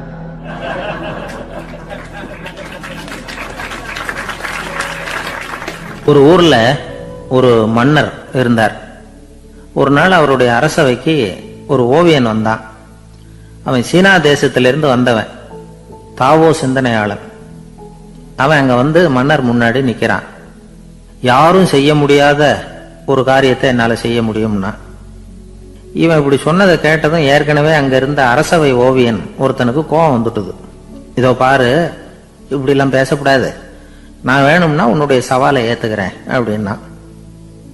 நாம் 2 பேரும் ஓவியம் தீட்டுவோம், அதை பார்த்துட்டு நம்ம 2 பேரில் யார் சிறந்த ஓவியன் அப்படிங்கிறத மன்னரே தீர்மானம் செய்யட்டும், என்ன சொல்ற அப்படின்னு கேட்டான். அவனும் சரின்னு ஒத்துக்கிட்டான். போட்டி ஆரம்பமாச்சு. அரசர் அவங்களுக்கு 2 சுவர்களை ஒதுக்கி கொடுத்தார். 6 மாச காலம் அவகாசம் கொடுத்தார். 2 ஓவியர்களும் அவங்கவங்க வேலையை ஆரம்பிச்சாங்க. இரவு பகலா வேலை செய்ய ஆரம்பிச்சுட்டாங்க. 6 மாசம் முடிஞ்சது. அரசர் பார்த்தார். முதல்ல தன்னுடைய அரசவை ஓவியர் தீட்டி இருந்த ஓவியத்தை பார்த்தார். ரொம்ப பிரமாதமா இருந்தது, பாராட்டினார். இதோ பாரு, உன்னுடைய ஓவியம் அற்புதமா இருக்கு, உயிரோட்டம் உள்ளதா இருக்குது, கலையின் உச்சமே இதுதான், இதை விட சிறந்த ஒரு ஓவியத்தை வேற யாராலையும் படைக்க முடியாது அப்படின்னார். அதுக்கப்புறம் அந்த சீன ஓவியன் கிட்ட போனார். எங்க உன்னுடைய ஓவியம்னு கேட்டார். திரைச்சீலையை விலக்கி விட்டு பாருங்கன்னா. மன்னர் அந்த திரைச்சீலையை விளக்குனார். உள்ள ஓவியம் இருக்க வேண்டிய இடம் கண்ணாடி மாதிரி தெரிஞ்சுது. அவன் அந்த 6 மாச காலமா அந்த சுவரை தேய்ச்சி கண்ணாடி மாதிரி ஆக்கி வச்சிருக்கிறான். அதுக்கு நேரா எதிர் சுவரில் அரசவை ஓவியன் தீட்டின ஓவியம் இருக்கு. அது எதிரில் இருந்த இந்த கண்ணாடியில பட்டு பிரதிபலிக்குது. மன்னர் யோசனை பண்ண ஆரம்பிச்சார். அப்புறம் அந்த சீன ஓவியனை பார்த்து கேட்டார், இதோ பாரு, நீ என்னுடைய ஆளை தோற்கடிச்சுட்ட அப்படிங்கிறதுல சந்தேகம் இல்லை, ஆனாலும் எங்களை ஏமாத்தி இருக்கிற, எந்த ஓவியமும் நீ வரையிலையே அப்படின்னார். அரசே, இதுதான் உண்மையான ஓவியம், உயிருள்ள ஓவியம். இது மனோபாவங்களை பிரதிபலிக்கும், மாறுகின்ற காலங்களை அப்படியே காட்டும் அப்படின்னா அந்த சீன ஓவியன். கையால வரைகிற ஓவியங்கள்ல சலனம் இல்லை, கண்ணாடி அப்படி கிடையாது, சக்தியின் ஓட்டம் அதுல எப்பவும் இருந்துகிட்டே இருக்கும். கண்ணாடி மட்டுமே ஜீவனுள்ள ஓவியமா இருக்க முடியுங்கிறத அந்த சீன ஓவியன் தெரிஞ்சு வச்சிருந்தான். ஏன்னா அவன் ஒரு தாவோ சிந்தனையாளன். ஒவ்வொரு குழந்தையும் இந்த கண்ணாடியோட தான் பிறக்குது. ஆனா நாம என்ன செய்யறோம்னா, ஓவியங்களை கண்ணாடி மீது பதிப்பிச்சு விடுறோம். கண்ணாடி நம்மளை பிரதிபலிக்குது. நம்முடைய அழகோ அவலட்சணமோ கண்ணாடியை பாதிக்கிறது இல்லை. ஏன்னா அதுக்கு மனம் கிடையாது. கடந்து போன வினாடியை பத்தி அது சிந்திக்கிறது இல்லை. அடுத்த கணத்தை பத்தின எதிர்பார்ப்பும் அதுகிட்ட கிடையாது. அதுதான் பற்றற்ற நிலை. மனிதனுக்கு தேவைப்படுறது அதுதான். கண்ணாடி கிட்ட இருந்து நாம கற்றுக்கொள்ள வேண்டிய பாடம் இது. வாழ்க்கையில மனிதர்களை நேசிக்கலாம், உலகின் அழகையெல்லாம் பிரதிபலிக்கலாம், ஆனா எதையும் பற்றி கொண்டு விடக்கூடாது அப்படிங்கிறது பெரியவர்கள் அறிவுரை. துயரம்ங்கிறது பற்றுக்களின் சாயை. கண்ணாடி முன்னாடி நிக்கிறப்போலாம் நமக்கு இந்த ஞாபகம் வரணுமா. எனக்கு எங்கள் ஊர்லேயே ஒரு பேர், எங்கள் ஊர் நண்பர்கள் கூட இங்கே வந்திருக்கிறாங்க. எங்கள் ஊரில் இருக்கிறவங்க இந்த ஊரில் வேலை பார்க்குறாங்கங்கிறது எங்கள் ஊர் பக்கத்து ஊர் இப்போ தான் தெரியும். வந்த பிறகு நண்பர்கள்லாம் பார்த்தாங்க. எங்கள் ஊர் பையங்கள்லாம் இங்கே இருக்கிறாங்கங்கிறது எனக்கு இப்போ தான் தெரியும். எங்கள் ஊரில் அவங்களுக்கு தெரியும் எனக்கு பேர் என்னென்னா எல்லாம் நல்லா செய்வேன், கொஞ்சம் பொய் சொல்லுவேன் அப்படிம்பாங்க. அதுக்கு இப்போவும் சொல்லுவாங்க. எங்கள் ஊரில் ஒரு பெரியவர் கேட்டார், உனக்கு சின்ன வயசுலேயே உனக்கு ரேடியோவில் வேலை கிடைக்கும்னு எனக்கு தெரியும்ப்பா அப்படிம்பார் ஒரு தாத்தா. அது எப்படி தாத்தா உங்களுக்கு தெரியும், அவ்வளோ தீர்க்க தரிசனமா? இல்லை நீ சின்ன வயசில் கூட ஒரு பொய்யை கூட நிஜ மாதிரி பேசுவேன், அதனால தான் உனக்கு அங்கே வேலை கிடைச்சிது அப்படின்னு சொல்லுவாங்க. அது மாதிரி இந்த பொய் சொல்கிறதுல கொஞ்சம் அதுதான் என்கிட்ட உள்ள குறையை தவிர கொஞ்சம் பொய் சொல்லுவேன், வேறு மற்றதெல்லாம் தெளிவாக இருக்கும். இதுவே சொன்னாராம், அதாவது கடவுள்கிட்ட போய் புகார் பண்ணாங்களாம். கடவுள்கிட்ட போய் ஒருத்தர் புகார் பண்ணியிருக்கிறார், நீ படைத்த மனுஷன்லாம் பூலோகத்தில் பொய் சொல்கிறாங்க, ரொம்ப எல்லாரும் பொய் சொல்கிறாங்க, நீ படைத்த மனுஷன் சரியா இல்லை அப்படின்னு கடவுள்கிட்ட போய் புகார் பண்ணாங்களாம். அப்போ கடவுள் சொன்னாராம், என்னை யாரும் ஏமாற்ற முடியாதுப்பா, நான் அதுக்கு ஒரு ரிமோட் கண்ட்ரோல் மாதிரி ஒன்று வச்சுருக்கேன், இங்கே பாரு, எதிர்த்தாவில் பாரு என்ன தெரியுது அப்படின்னா பிரம்மாண்டமான செவுரு, அதில் லட்சக்கணக்கான எலக்ட்ரிக் பல்புலாம் சொருவிருக்கு, அதெல்லாம். அப்போ கடவுள் சொன்னாராம், புகார் சொன்னவனை கூப்பிட்டு, இதை பாருப்பா, எலக்ட்ரிக் பல்பு, பூலோகத்தில் நாம் படைத்த மனிதர்கள் யாராவது பொய் சொன்னால் இங்கே விளக்கு எரியும், எந்த ஏரியாவில் எவ்வளவு விளக்கு எரியுது அப்படிங்கிறத பார்த்து நான் கண்டுபிடிச்சிருவேன், நான் படைத்த மனிதர்களை என்னை ஏமாற்ற முடியாது, எவ்வளவு பேர் எங்கே பொய் சொல்கிறாங்கிறது இந்த விளக்கை பார்த்து கண்டுபிடிச்சிருவேன் நான் கடவுள்.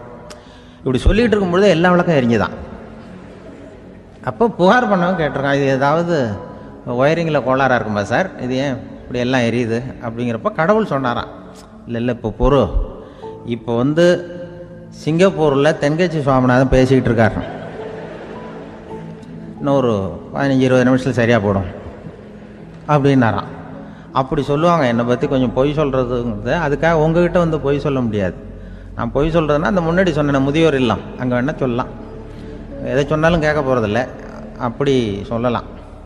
ஏன்னா இப்போ இதில் என்னென்னா, இவங்க ஐயாக்கெல்லாம் இங்கே வந்ததும் பெரியவங்கள்லாம் சொன்னாங்க, முஸ்தபா சார்லாம் சொன்னார், இங்கே முன்னாடிலாம் எங்கள் மனிதர்கள் எந்த அளவுக்கு இப்போ ரொம்ப ஆக்கப்பூர்வமாக வளர்ந்துருக்கிறார்கள். முன்னாடிலாம் சினிமா நடிகர்களுக்கு தான் இது மாதிரி கூட்டங்கள்லாம் வரும், சினிமா சம்மந்தப்பட்டவங்களுக்கு இது மாதிரி ஏதாவது நல்ல விஷயங்களை பேசுகிறவங்களுக்கு கூட்டம் வர்றது ஒரு பெரிய ஆரோக்கியமான அறிகுறி, எங்களுக்கெல்லாம் ரொம்ப மகிழ்ச்சியாக இருக்குது சார்னு சொன்னார். அது இப்போ அதுக்கு தான் வந்திருப்பீங்க, வேறு ஒன்றும் இப்போ எங்கள் முகத்துக்காக வந்திருக்க போகிறீங்க, அப்படி ஒன்றும் கவர்ச்சியான முகமா அதுவும், அதனால் முகத்தை பார்க்குறதுக்கு தான் வந்திருக்கிறாங்க அப்படின்னு சொல்லி. ஆனால் இந்த ரேடியோவில் நான் கொஞ்ச காலம் வெளியில் தெரியாமல் இருந்தேன். அப்போ என்ன பண்ணுவாங்கன்னா, என்ன வருவாங்க, எங்கள் ரேடியோ ஸ்டேஷனுக்கு வருவாங்க, சார் அந்த தினம் ரேடியோவில் பேசுகிறாரே இன்று ஒரு தகவல், அவர் முகத்தை பார்த்துட்டு போகணும் சார் அப்படின்ட்டு வருவாங்க. ஏன்னா இப்போ தொலைக்காட்சியில் வர்றதில்லை. அதில் என்னென்னா, அப்படி ஒரு தடவை வர்றவங்க அடுத்த தடவை வர்றதில்லை. அப்போ தான் புரியுது, ஓஹோ அவங்க ஆள் யாருன்னு தெரிஞ்சுக்கிறதுக்கு தான் வராங்க, வேற ஒன்றும் ஒரு பெரிய கவர்ச்சி. அதனால் இந்த கூட்டம் ஏதோ அவருடைய கவர்ச்சின்னா அவர் ஐயா சுகிசிவம் கொஞ்சம் கவர்ச்சியாக தெரிகிறார், அதனால் அவருக்காக வந்த கூட்டமாக வேணா இருக்கலாம், வேறு எனக்கு அந்த நம்பிக்கை இல்லை. ஐயா சாலவன் பாப்பாவுக்கு சுத்தமாக அந்த நம்பிக்கை இருக்காது. அதனால் நாங்கள் ஏமாந்து போட மாட்டோம், ஏதோ எங்களை பார்க்க தான் வந்திருக்கிறாங்க எல்லாரும் அப்படின்னு. என்ன அவங்களுக்கு கருத்துன்னா, நல்ல குடும்பம், நல்ல மகிழ்ச்சியாக வாழ்வது எப்படி, நல்ல குடும்பத்தை எப்படி நடத்துறது, இது மாதிரி நல்ல கருத்துக்களை ஜனங்கள்கிட்ட பரிமாறிக்கணும்னு இந்தியாவிலையும் தமிழ்நாட்டிலையும் சில நிகழ்ச்சிகளை அவங்க நடத்திட்டு இருக்கிறாங்க. என் கூட வேலை பார்க்குறப்போ ஒரு அம்மா இருந்தாங்க, அவங்க எப்போதும் அவங்க வீட்டுக்காரர் படத்தையே வச்சுருப்பாங்க, கையில் பத்திரமா வச்சுருப்பாங்க, அவ்வளவு மரியாதை மதிப்புன்னு சொல்லி நாங்கள்லாம் அவங்கள பெருசாக நினைப்போம்.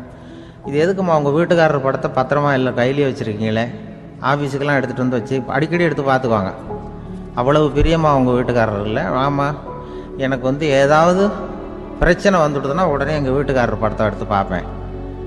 பரவாயில்லையே இப்படி ஒரு இதாக, ஆமாம் இதை பார்த்துட்டு நினச்சிக்குவேன், இதை விட பிரச்சனை வேறு என்ன இருந்துட போகுது உலகத்தில் அப்படின்னு நினச்சிக்குவேன், உடனே எனக்கு எல்லாம் போயிடும் அப்படின்ட்டு தான். அப்படி ஒரு அம்மா இருந்தாங்க, இப்போ இருக்காங்க, வேலை பார்த்துக்கிட்டு இருக்காங்க. அப்படிலாம் இங்கே இருக்கிற தாய்மார்கள், பெண்கள் யாராவது அப்படி கூட பண்ணலாம். எப்போதுமே உங்கள் வீட்டுக்காரர் படத்தை கையில் வச்சுக்கோங்க, அது ஒரு யோசனை, குடும்பம் குதூகலமாக இருக்கிறதுக்கு அது ஒரு யோசனை. அதே மாதிரி இவங்களும் அவங்க படத்தை வச்சுக்கலாம், வச்சுக்கிட்டு பிரச்சனை வரும்போது பார்த்துக்கணும், இதை விட நமக்கு என்ன வந்துட போகுது பெருசா அப்படி தான் இருக்கணும். குடும்பம் நல்லபடியாக இருக்கணும்னா அதுக்கு இப்போ சொல்லுவாங்க, கடவுளே வந்து ஒரு ஒரு வீட்டு கணவன் வீட்டு தலைவர் கனவுல வந்தாராம். கடவுள் வந்து இது மாதிரி உன்னை விட்டுட்டு உங்கள் குடும்பத்தை உன்னையெல்லாம் விட்டுட்டு போக போகிறேன்னா, அதனால் ஏதாவது வர வேணும்னா கேட்டு போய் வாங்கிக்கோ அப்படின்னு கடவுள் சொன்னாராம் இந்த குடும்ப தலைவர்கிட்ட. அவருக்கு என்ன கேட்குறதுன்னு புரியல. கடவுள் வந்து விட்டுட்டு போகிறேங்கிறார், ஏதாவது வரம் கேட்டுக்கோ அப்படின்னு நம்ம என்ன பண்ணுறது, என்ன கேட்குறதுன்னு ஒன்றும் புரியல. குழம்பிக்கிட்டு இருந்தான் அந்த ஆள் கனவுல. இப்போ கடவுள் சொன்னாரா, சரி நீ ரொம்ப குழப்பமாக இருக்க, நாளைக்கு மறுபடியும் உன் கனவுல வரேன், அதுக்குள்ளே நீ முடிவு பண்ணி வை, உனக்கு என்ன வரம் வேணுமோ கேட்டு வாங்கிக்கோ, உனக்கு வரம் கொடுத்துட்டு நான் போயிடுறேன், உன்னை விட்டுட்டு போகிறதா நான் முடிவு பண்ணிட்டேன் அப்படின்ட்டுருக்காரு கடவுள். சரி ஒரு நாள் அவகாசம் கொடுங்க, நாளைக்கு நான் அதுக்குள்ளே முடிவு பண்ணி வைக்கிறேன்ட்டு அவர் வந்தார். மறுநாள் முழிச்சுக்கிட்டார். முழிச்சுக்கிட்டு மனைவி மகன் மக்கள் எல்லாரையும் கூப்பிட்டார், குடும்பத்தில் எல்லாரையும். இப்படி வாங்க, இது மாதிரி நேற்று கனவுல வந்தார் கடவுள், நம்மளை விட்டுட்டு போக போகிறாராம், என்ன வரம் வேணும்னு கேட்டு வாங்கிங்கோ அப்படின்னு போய் சொல்லிட்டார். என்ன கேட்குறதுன்னா அப்படின்னு அந்த கணவன் கேட்குறான். இந்த மனைவி சொல்கிறாங்க, என் உடம்பு பூரா நகையாக இருக்கணும் அப்படின்னு கேள் அப்படின்ட்டுருக்கு. அதுக்குள்ளே அந்த ஒரு பொண்ணு ஓடி வந்து, அப்படிலாம் கேட்காதப்பா கடவுள்கிட்ட, இப்போ இருக்கிற சொத்து எவ்வளோ இருக்கோ அதுபோல் இன்னொரு பங்கு வேணும்னு கேள் அப்படின்னு. அந்த பையன் வந்து அவன் வேறு சொன்னான், அவன் அது நமக்கு வந்து இது போல் ஒரு 10 பங்காவது வேணும், 2 பங்களா கார் வேணும் அப்படின்னு அவன் ஒரு லிஸ்ட்டை கொடுத்தான். இவர் என்ன கேட்குறதுன்னு முடிவு பண்ணுறதுக்குள்ள அங்கே வேலை செய்கிற அம்மா, ஒரு வயசான அம்மா வந்திருக்கு, வேலை செய்கிற அம்மா. அது வந்து சொல்லிச்சான் இவர்கிட்ட, தப்பாரு கடவுள்கிட்ட அப்படிலாம் கேட்காதப்பா, நாளைக்கு வரும்பொழுது என்ன வர வேணும்னா எங்கள் குடும்பத்தில் எல்லாரும் அன்பாக இருக்கணும் பாசமாக இருக்கணும்னு கேட்டு வாங்கிக்கோ, வரத்தை அன்பு பாசம் குடும்பத்தில் எப்போதும் நிலவணும்னு கேட்டு வாங்கிக்கோ, வேற எல்லாம் நம்ம பார்த்துக்கலான்னு இந்த பெரியம்மா சொல்லிச்சான். மறுநாள் அதே மாதிரி படுத்து தூங்கினார். கடவுள் கனவுல வந்தார். வந்து கேட்கும்பொழுது இவர் சொன்னாராம், ஐயா எனக்கு வந்து எங்கள் குடும்பத்தில் நாங்கள் கணவன் மனைவி புள்ள குட்டி எல்லாம் பாசமாக இருக்கணும் அன்பாக இருக்கணும், இதுதான் எங்களுக்கு வர வேணும் அப்படின்னு கேட்டாராம். இவர் கேட்டதும் கடவுள் வந்து தலையை சொரிய ஆரம்பிச்சிட்டாராம். ஏன் என்ன யோசிக்கிறீங்கன்னு கேட்டிருக்காரு. நீங்கள் அன்பாக பெரியமாக இருந்தீங்கன்னா அப்புறம் ஏன் நான் உங்களை விட்டுட்டு போக போகிறேன், நான் ஏற்கனவே இல்லைங்கிறதுனால தான் உங்களை விட்டு போகலாம்னு முடிவு பண்ணியிருந்தேன். இப்போ நீங்கள் ஏற்கனவே பாசமாக இருந்தீங்கன்னா நான் இனிமேல் போக மாட்டேன், அதனால் ஏன் முடிவும் மாற்றிக்க வேண்டியதுதான், உங்கள் கூட தான் இருக்க போகிறேன்னாராம். இப்படி ஒரு கதை சொல்லுவாங்க. அதனால் ஒரு குடும்பத்தில் அந்தந்த உறவு முறைகள் சரியாக இருக்கிற வரைக்கும் எல்லாம் நல்லாயிருக்கும். அங்கே தான் அங்கே இறைவன் வாழும் இல்லம்ங்கிறாங்களே, அதுதான் அது. அதில் அந்த குடும்ப தலைவருங்கிறவர் கணவன் அப்படிங்கிறதுனால அவருக்கு தான் பொறுப்பு. அவருக்கு நிறைய சகிப்புத்தன்மை வேணும், கோபம் வரக்கூடாது, யார் என்ன சொன்னாலும் போகணும். சில கணவன்மார்கள் வந்து எது சொன்னாலும் மனைவி வந்து தட்டுறதில்லை. அங்கே போனால் போவாங்க, எதுக்கு போக சொல்கிறேன்னு கேட்குறதில்ல, போகிறது, இங்கே வான்னா வர்றது. திருவள்ளுவர் மனைவி இருந்தாருன்னு சொல்கிறாங்கல்ல, அது மாதிரி. அது எப்படின்னா ஒருத்தர் சொன்னார், அது அப்படி இல்லை, அதுக்கு ஒரு கதை சொன்னார். ஹிட்லர் வந்து வந்தாராம் ஒரு தடவை, ஒரு பெரிய கப்பல் மேலே, கப்பலுடைய மேல் தளத்தில் ஹிட்லர் வந்துக்கிட்டு இருக்கார். ஒரு இங்கிலீஷ் கேப்டன் எதிரில் நிற்கிறான். அவனுக்கு பெரிய ஆச்சரியம், இந்த ஆள் எப்படி இப்படி ஒரு தனி மனிதனாக இருந்துக்கிட்டு உலகத்தையே இப்படி இந்த பாடுபடுத்துகிறார் அப்படின்னு சொல்லி, உன்னுடைய வெற்றிக்கு என்ன காரணம்னு கேட்டாராம் அந்த இங்கிலீஷ் கேப்டன். இப்போ ஹிட்லர் சொன்னாராம், என்னுடைய வெற்றிக்கு காரணம் என்கிட்ட வேலை செய்கிற ஊழியர்கள், நான் கிழிச்ச கோட்டை தாண்ட மாட்டாங்க, நான் என்ன சொல்கிறேனோ அதை உடனே செய்வாங்க, ஏன் எதுக்குன்னு எதிர்த்து பேச மாட்டாங்க, அதுதான் என்னுடைய வெற்றிக்கு காரணம் அப்படின்னு சொல்லி அதை நிரூபித்து காட்டுறேன் பார் அப்படின்னு சொல்லி கையை தட்டினாராம் ஹிட்லர். உடனே ஒரு சிப்பாய் எங்கேருந்து வந்து லெஃப்ட் ரைட்னு போட்டு வந்து சல்யூட் பண்ணி நின்னான். உடனே ஹிட்லர் சொன்னார், நீ அப்படியே இந்த கப்பல் மேல் தளத்துலேருந்து அப்படி கடலில் விழுந்து செத்து போடா அப்படின்னு பொத்துன்னு குதிச்சுட்டான். எதுக்கு சொல்கிறேன் என்ன இதில், உடனே குதிச்சு செத்து போட்டான். இவருக்கு பெரிய ஆச்சரியம் கேப்டனுக்கு. ஹிட்லர் சொன்னார், இதுதான் என்னுடைய வெற்றி காரணம், தப்பார் இன்னொருத்தனை கூப்பிட்றேன் அப்படின்னு தட்டினா இந்த பக்கத்துலேருந்து ஒருத்தன் வந்தான், லெஃப்ட் ரைட்னு வந்து நின்னா, நீ இப்படி குதிச்சு செத்து போடா அப்படின்னு பொத்துன்னு குதிச்சிட்டான். எதுக்கு போக சொல்கிறீங்கன்னு ஒன்றுமே கேட்கல, குதினா உடனே குதிச்சிட்டான். அப்போ ஹிட்லர் சொன்னார், இதே மாதிரி என்னுடைய ஒவ்வொரு ஊழியர்களும் இருக்கிறாங்க, நானும் ஊழியர்களை இழக்கிறதுக்கு தயாராக இல்லை, தப்பார் தயாராக இருப்பேன் எப்போதும், தப்பார் இன்னொருத்தர் தட்டுறேன்னு இன்னொருத்தர் வந்தார். எதிர்த்தாப்புலேருந்து ஒருத்தன் லெஃப்ட் ரைட் சல்யூட் அடித்தான். நீயும் குதிச்சு செத்து போடான்ருக்கார் ஹிட்லர். இவனால் பொறுக்க முடியல, இந்த இங்கிலீஷ் கேப்டன் அனாவசியமாக ஒவ்வொருத்தனாக குதிச்சுட்றானேன்னு சொல்லி ஓடி போய் அவனை குதிச்சிட்டான். குதிக்கிறதுக்கு முன்னாடி பிடிச்சி தனியாக எடுத்துகிட்டு போட்டான். தனியாக எடுத்துகிட்டு போய் அந்த சிப்பாய்கிட்ட கேட்டாரான் அந்த இங்கிலீஷ் கேப்டன், ஏன்ப்பா அந்த ஆள் குதிக்க சொல்கிறான்னா நீ ஏன் எதுக்குன்னு கேட்கறது இல்லையா, உடனே குதித்து செத்து போகிறீங்களே, இதெல்லாம் என்ன அநியாயம் அப்படின்ட்டுருக்கான் அந்த இங்கிலீஷ் கேப்டன் கையை பிடிச்சிக்கிட்டு. உடனே அந்த சிப்பாய்க்கு கோவம் வந்துட்டு தான், உடையா கையை, இவன்ட்ட வேலை பார்க்குறத விட உழுந்து செத்து போகலான்னு நான் குதிக்கிறான், என்ன அனாவசியமாக எதுக்கியா இருக்க சொல்கிறேன் அப்படின்னு சொல்லி குதிச்சுட்டானா. அதனால் இந்த உடனே சொல்கிறத செய்கிறாங்க பாருங்கள், அவங்கள நம்பக்கூடாது. கணவன்மார்களுக்கு ஒரு எச்சரிக்கை, சொல்கிறத உடனே செஞ்சுருவாங்க மனைவி, நீ அங்கே போனால் போங்க வரணும் அந்த ஹிட்லர் மாதிரி நினைக்கிறாங்கன்னு அர்த்தம். இதுகிட்ட பேசிக்கிட்டு இருக்கிறத விட சொல்கிறத செஞ்சுட்டு போடுவோமே. அப்படி சமாளிக்கிற கணவன்மார்கள் உண்டு. குடும்பத்தில் வந்து அப்படிலாம் இருந்து சமாளிக்கிறாங்க. குடும்பத்தில் ஒருத்தர் அனுசரிப்பு தன்மைங்கிறது ரொம்ப அவசியம். கணவன் மனைவின்னா அனுசரித்து போகணும்னு சொல்லுவாங்க. அதாவது ஒரு கணவன் அதுக்காக தான் அந்த காலத்துலலாம் ஒரு வீட்டுக்கு வந்து மாப்பிள்ளை தேடுறதுங்கிறது ஒரு பெரிய குடும்பத்தை நிர்வகிக்கிற அளவுக்கு ஒரு கணவனாக வரக்கூடிய எப்படி இருக்கணும் அப்படின்னா, அந்த காலத்தில் புலி வேட்டைக்கு போகணும். ஒரு பொண்ணுக்கு மாப்பிள்ளை தேடுறதுன்னா நம்ம தமிழ் பழக்கம் என்னென்னா, காட்டுக்கு போய் ஒரு புலியை வேட்டையாடிட்டு வரணும். அந்த புலி பல்லு அல்லது நகத்தை கொண்டுட்டு வரணும் அந்த இளைஞன். அதை வந்து வீட்டில் கொடுப்பான். அதை தான் கட்டி அதை வந்து இதாக கட்டுவாங்க, மாலையாக போடுவாங்க, தாலியாக கட்டுவாங்க. அதாவது வீரம் இருக்கா பையனுக்குன்னு பார்ப்பாங்க. ஒரு பொண்ணு வேணும்னா நீ முதல்ல வீட்டுக்கு பொண்ணு கேட்க போகக்கூடாது, காட்டுக்கு போகணும், போய் புளியை கொண்டு வா, அதுக்கப்புறம் தான் உனக்கு பொண்ணு அப்படின்னு சொல்லுவாங்க. இப்போவெல்லாம் ஏன் போகிறது இல்லைன்னா, இப்போலாம் ஒருத்தனை வந்து காட்டுக்கு போய் புலிப்பல் கொண்டு வரனா புலி தான் மாப்பிள்ளையாக வரும். அதனால தான் இப்போ போகிறதில்ல யாரும் காட்டுக்கு. அப்போ வந்து பெண்களும் வந்து ரொம்ப வீரமாக இருந்தாங்க. பெண்கள் மூலம் அந்த காலத்தில் எப்படின்னா, முறத்தாலேயே புலியை துரத்துவாங்களாம். நம்ம பழைய பாட்டிலெல்லாம் பார்த்துருப்பீங்க, முறத்தால் புலியை விரட்டினாங்கன்னு வரும் பழைய பாட்டு. ஒரு அந்த அளவுக்கு பெண்களுக்கு வீரம். இப்போ கல்யாணம் ஆகி இந்த காலத்தில் ஒரு கணவனை வந்து விரட்டிட்டு வந்தாங்களாம் முறத்தை எடுத்துக்கிட்டு. ஒரு மனைவி அவன் பயந்துட்டு வெளில ஓடி வரான், பின்னாடி முறத்தை எடுத்துகிட்டு அந்த அம்மா ஓடி வருது. இவனை தனியாக பிடிச்சி கொண்டு போய், என்னப்பா இந்த மனைவிட்டு இப்படி பயந்து ஓடி வரையே, முறத்தால் துரத்துறா இப்படி வரையே அப்படின்னு தான் அவன் அப்படியே தடுமாறிக்கிட்டு, அதெல்லாம் ஒன்றும் இல்லை, அவன் என்ன புலியாக நினைக்கிறா அப்படின்னு ஒரு பெருமையாக சொல்லிட்டானான். அந்த காலத்தில் புலியை தான் முறத்தால் விரட்டினாங்க, இப்போ புருஷனை விரட்டுறாங்க அப்படின்னு சொல்லி. அப்படி அந்த காலத்தில் வந்து கணவனுக்கு ஒரு குடும்பத்தை நிர்வகிக்கிற திறமை இருக்கா, உடல் வலிமை தான் முக்கியம். இப்போ கூட மதுரை பக்கத்தில் ஐயாவுக்கு தெரியும், அந்த இளவட்டக்கல்லுன்னு ஒரு ஊருக்கு ஊர் எல்லையில் கிடக்கும். ஊர் எல்லையில் ஒரு பெரிய கல் கிடக்கும். அந்த ஊருக்கு பொண்ணு கேட்க போகிறவங்க அந்த கல்லை தலைக்கு மேலே தூக்கி காட்டணும். அப்படியே தூக்கி தலைக்கு மேலே வசதி கீழே போடணும். அந்த வலு இருந்தால் தான் நீங்கள் அந்த ஊருக்குள்ளேயே போகலாம், பொண்ணு கேட்கறதுக்கு போகலாம். இல்லைன்னா நீ திரும்பி போக வேண்டியதான். அந்த வலிமை இருக்கா மாப்பிள்ளைங்கன்னு பார்க்குறாங்க. இளவட்டக்கல்லுன்னு பேர். அப்போ என்ன பண்ணாங்கன்னா, ஒரு 1000 வருஷத்துக்கு முன்னாடி அந்த கல்லை தலைக்கு மேலே தூக்கி கீழே போடுவாங்களாம். ஒரு 500 வருஷத்துக்கு முன்னாடி அப்படி கொஞ்சம் தூரம் இடுப்பு அளவுக்கு தூக்கி கீழே போட்டுக்கிட்டு இருந்துருக்குறாங்க. அதுக்கப்புறம் ஒரு 100 வருஷத்துக்கு முன்னாடியெல்லாம் அப்படி முழங்கால அளவுக்கு அப்படி தூக்கி போட்டால் போகிறோம்னு வச்சுருந்தாங்களாம். இப்போ நான் அந்த ஊருக்கு என் கூட பழனிசாமின்னு ஒருத்தர் இருக்கார். அவர் போய், உனக்கு எப்படிப்பா இந்த ஊரில் கல்யாணம் ஆச்சு அப்படின்னா, இப்போலாம் நாங்கள் தொட்டு கும்பிட்டா போகிறோம், அதை அசைக்கிறது கூட இல்லை. அப்படி ஆகிட்டுது. ஒரு குடும்பத்தை கணவனாக வரப்போகிறவனுக்கான தகுதி அந்த